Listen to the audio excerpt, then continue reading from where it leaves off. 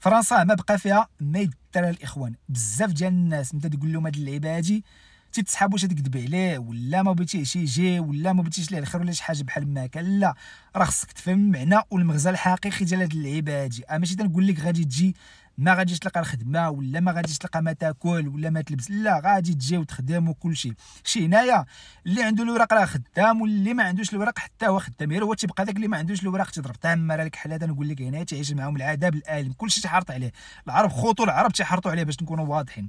غير هو كي قلت لك الا جيتي لهنايا وتتقول راه بغيت ندير هادشي، تنقول لك الا بغيتي تخدم حلالا طيبه، اما الا بغيتي الحرام موجود. والتلويه المال القهار كي تنقول لك المال القهار في طريق الحرام راه ساهله وموجوده. اما تنقول لك زعما الا جيتي بغيتي تخدم معقول، الرزيق ديالك حلالا طيبه، ما تقولش غادي نشري وغادي ندير وكذا سميتو مشهادتك فرنسا تعرف.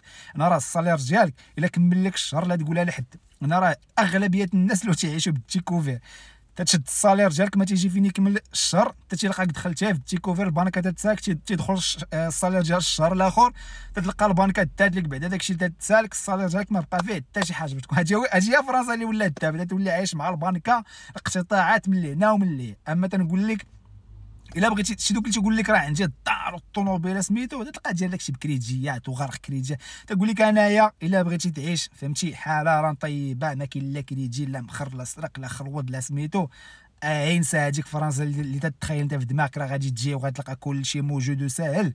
عينسى هاد اللعيبه هادي هي فرنسا ما بقى فيها ما يدار. ماشي تنقول لك راه غادي تجي ما غاديش تلقى ما تخدم وسميتو، غادي تجي والخدمه كاينه وكل شيء موجود، ولكن راه الوقت صعاب. ما بقاش هذيك فرنسا تعرف. السلام عليكم.